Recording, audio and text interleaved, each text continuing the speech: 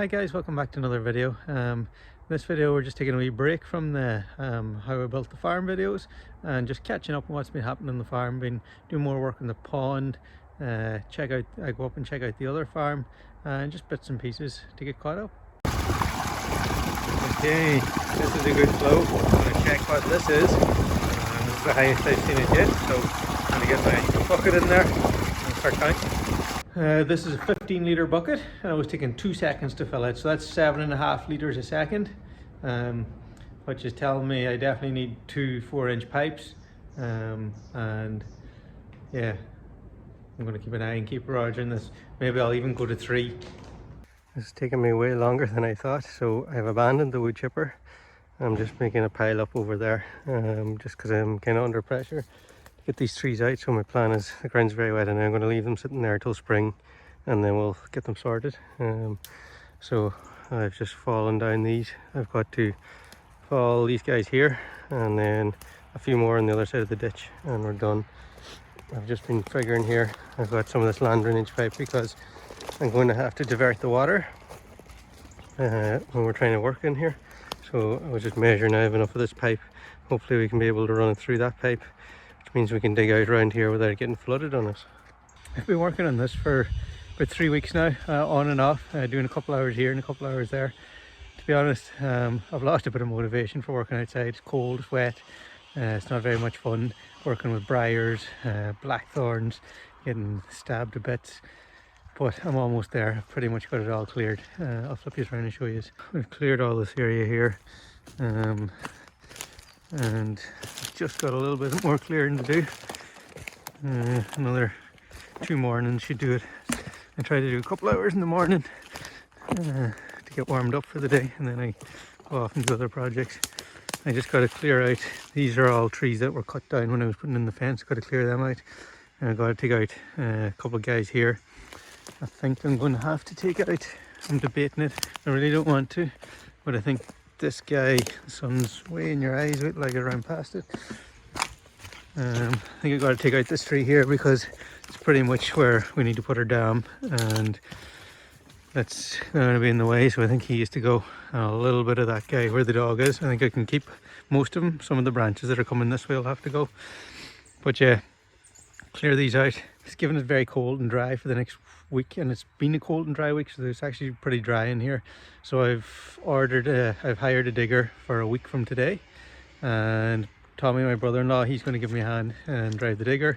And our plan is general plan will be to come in and we'll scrape the top off. There's some there's basically what we call black sallies that have fallen down, big trees, and then shooted sprouts up, so they're buried in there. So we're going to have to come through here and scrape the top, probably a couple of inches of topsoil and maybe 4 to 6 inches, and dig out all those trees. So we'll come in here and clear all that back. You can see I was plotting out with some fence posts there, roughly where I want the edge of the water to be. Now, I have marked my water line, the black mark on that. That's where I want my finished water line to be. You can see in that one in there, it's right up there. So that's where I want the water line to be. Then I want a foot above that of storage space. So I want to go a foot above to have our overflow intake, which will be one of these, and that's a foot. So the dam wall will have to go at least 2 foot above that mark there, which takes it up above the white stick, a couple of inches above the white stick, and that'll give me my water line will come. My water line, if I didn't move any soil, comes up to about here, but I really wanted to come over here, so we'll actually dig down a little bit here, just to make it a little bit bigger, and we've got to dig a little bit out of that hole. But I want to keep the edge pretty soft in the slope. When I say soft, because most of the life happens in the first foot, and then to get the material to build up the dam, we'll take out of the middle here, and that'll give us some good water storage. So I've got a week to get the rest of this out. I was worried about having to deal with the water coming through here, but if it stays dry for the next week, as you can see, there's a very small trickle coming through. Doesn't flow very much if we've had prolonged dry periods. So we might be able to manage without even, I thought I was going to have to pipe it through with this pipe while we dig all around. But we could clear a lot of this and clean it all up and leave this existing drain the way it is.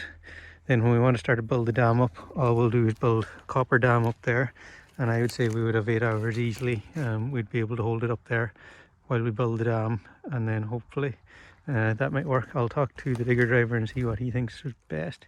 My original designs and plans, like I talked about in the last video, was putting in 2 4-inch sewer pipes as to take the water away from the pond, and all my testing was telling me that that'll be fine. I was testing the flow rate here and it all looked good, and then this happened. It's flowing right now. We've had a lot of rain there for the last few hours. The water's actually backed up a little bit. I think that's my maximum flow there. That's about 15 litres a second. So I'm going to take that as kind of my maximum and work my flows based on that. So with that in mind, I done some more calculations. I went to an online calculator, and my best estimates, it's quite complicated, but my best estimates is a 4-inch pipe like this at full bore can take about 4 litres a second. I think worst case scenario about 4 litres a second, taking in resistance to the pipe and so on, depending on the slope and the gravitational pressure.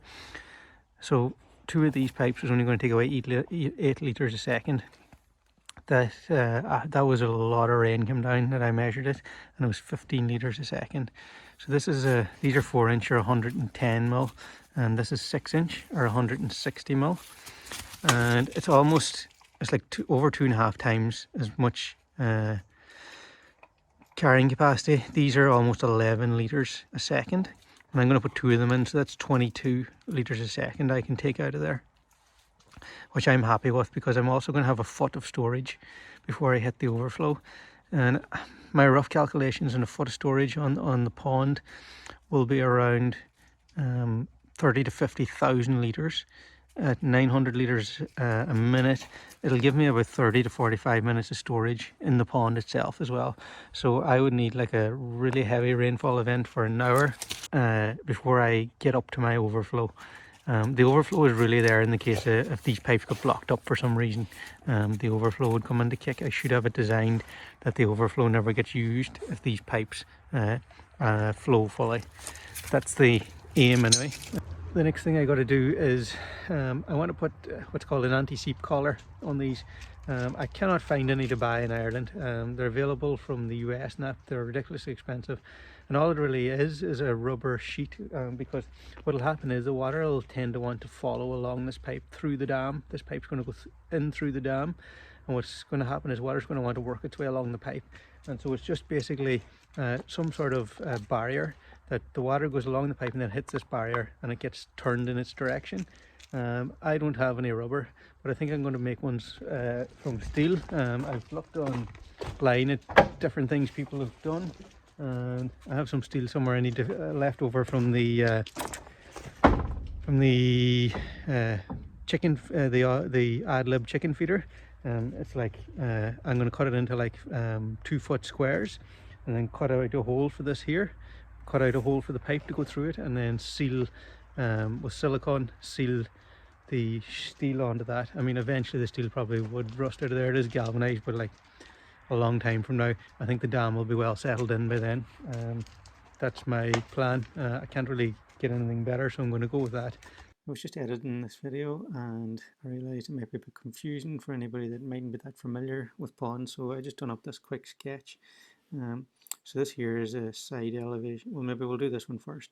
I was talking earlier about how I want to have shallow sides. So if we imagine this is the water line here, we want the sides to be very soft, because what I believe is most of the activity in the life is going to happen in the first foot of water.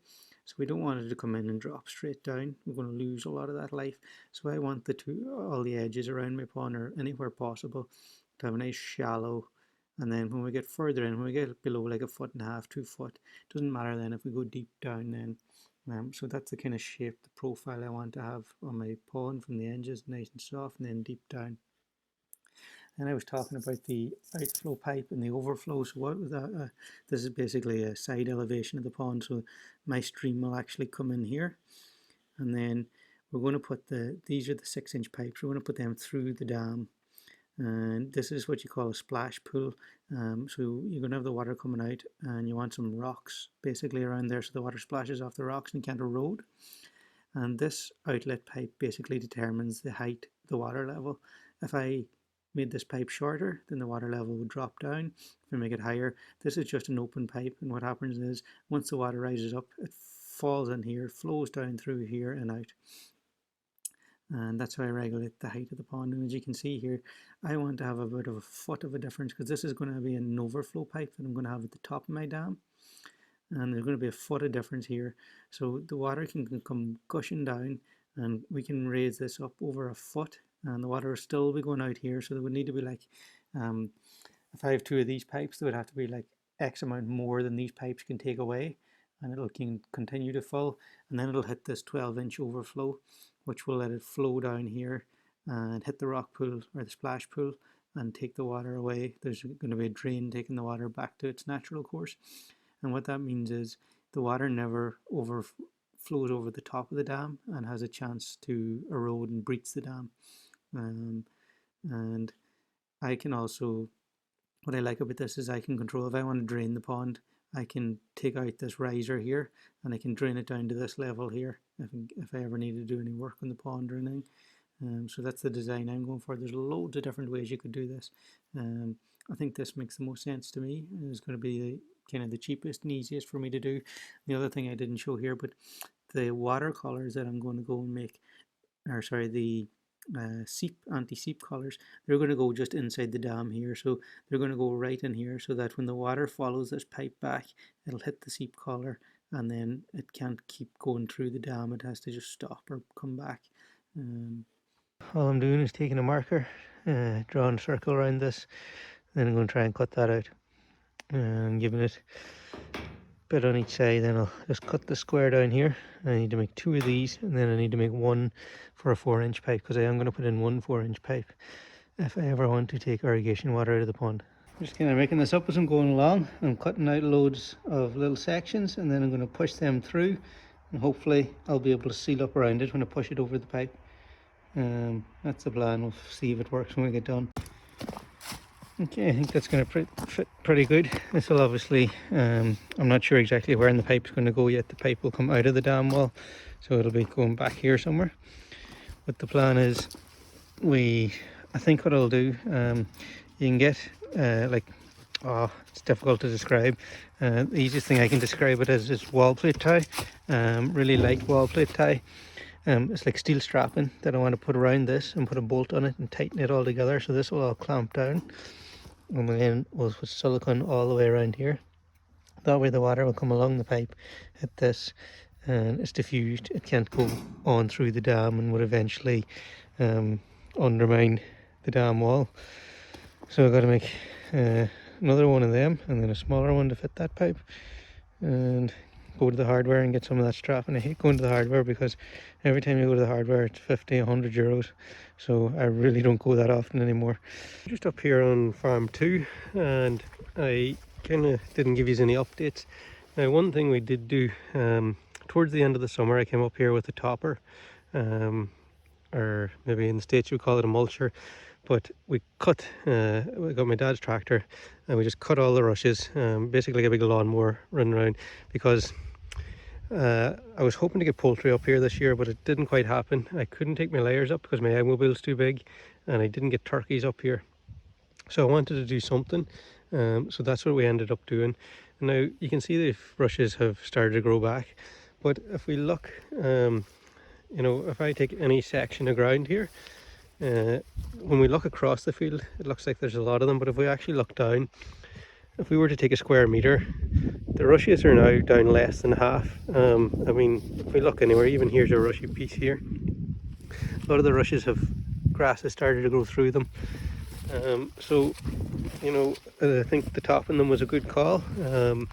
Wherever there was heavy rushes, I'm going to say the rushes coming down. I would need to take up a quadrant and measure it, but I think we're down less than 30% here. We've still got a lot of broad grasses coming, dandelion and a few more there. But I'm very happy with what I'm seeing. I was a bit disappointed when we cut the rushes first. They came back very fast, and I thought with our holistic plan grazing they would have been very slow to come back. They came back very fast, which I thought, well, disappointed me, or set me back a little, but actually now when I look at it, the grass has kind of come back just as quick as them. So this I was going to graze this last month, but I didn't. I'm kind of glad I didn't now, because we left a good stand of grass on here, and we probably won't come up here now until springtime. And I need to figure out what I'm going to do here next year, because I would love to get the chickens up here, but my issue is my egg mobile is too big to come in the gate here. So I need to have a think to see if I can come up with a solution for that. I've sold both my smaller egg mobiles, so that's not an option to take them up in one of them. But I would love to get poultry on it. There is one other thing. Bitterly cold, it's like 4 degrees and it's 90% moisture, real chill. But there's one other thing that I'm trying to get my head around and doing a lot of research, going to talk to people about, and that's Korean natural farming. And the reason why I want to explore that avenue more is because of this land here. I feel like if I could get some really good fungi and microbes and help kickstart this in the right direction, I definitely think it's going to do more good than bad. And there's a pheasant up in the hedge up there just giving it socks. But yeah, I'm exploring the world of Korean natural farming because I want to make some IMOs and some liquid IMOs that I can spray on this pasture to try and help convert the soil to be more fungal dominated maybe, and help revert away from the desire of the rush needing to be there. Don't know if it's going to work or not. I think it's a good idea in my head, so I'm going to go down that road for a couple of reasons, which I'll talk about more in the future, but it's all early days. But I'm actually surprisingly really happy with how that is today. It's been about a month since I've been up here, and that was actually a pleasant surprise. It's been about a month since I've been up here, and the last time I was up, I was saying I was very disappointed with how fast the rushes were regrowing. But that's actually very encouraging what I see there now. So yeah, it's now November. This time of year now I'm going to be sitting down and kind of coming up with my plans, my land management plans. So how and what I want to do to try and move the land conditions in the direction that I want to move them in. And the same with the farm at home. The reason why I want to get into Korean natural farming is to try and see, the home farm is waterlogged now. Typically, like most farms here in this part of Ireland, from sometime in October through till March, the ground is just saturated. And if it's all water in there, then in my opinion, or the way I look at it is, if there's all water in there, there's no air in there, and if there's no air, then there's no life, you know. It's only anaerobic bacteria, and so the aerobic bacteria have to go dormant, and slowly the numbers will dwindle and dwindle, and then when the spring comes and the land dries out and some air gets back in, then they become dormant, they become active again. And I think by the use of Korean natural farming, or natural farming, whatever you want to call it, I would like to try and kickstart them in spring, and give it a boost right when it starts to dry out, and hopefully try and get life going again. I do think by just kind of holistically managing the farm and mob grazing and all these things, hold on guys. I do think by mob grazing and having a holistic plan for my farm, that eventually the whole farm, the soil will come right itself. But I think this could be a good kind of, you know, the low-hanging fruit to kickstart the thing that I could do for a few years, and then it would kind of balance itself anyway. So that's what I'm thinking there, and I'm going to go down that road a little bit.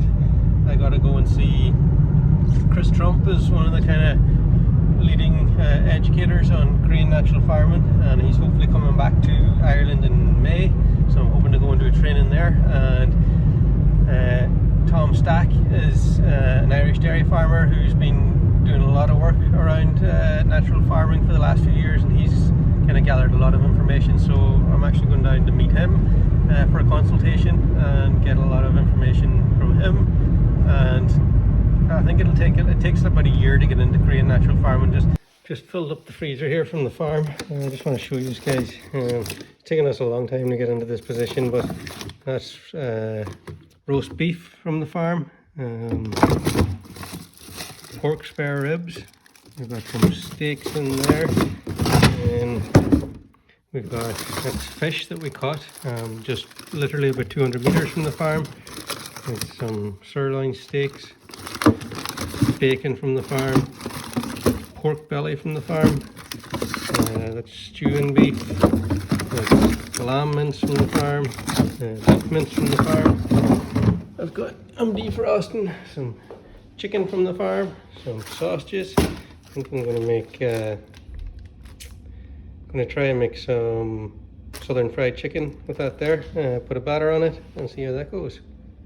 Sometimes I take for granted having been able to produce all this food, and making the videos this last while for showing how I started the farm really brings back a lot of the heartache and effort and mistakes and blood, sweat and tears that went into mostly getting the knowledge to know how to do that, but it makes me super happy now to be able to look in the freezer like that and see all that meat there. What I'm really focusing on now is being able to take, because I've now produced this top quality meat and I can't cook for crap.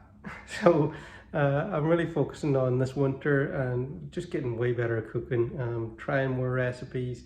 And I suppose I was never a good cook. I mean, I can cook, but I guess I never tried and failed enough to be a good cook. So my kind of goal for this winter and that is to fail loads of cooking and start making some good recipes so we can really enjoy the quality food we produce.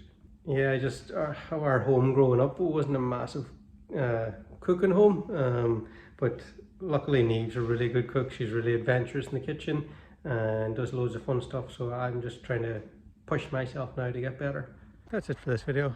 Thanks so much for watching, guys, and all your support and comments are much appreciated, and please hit the like and share button and subscribe. I'll see you in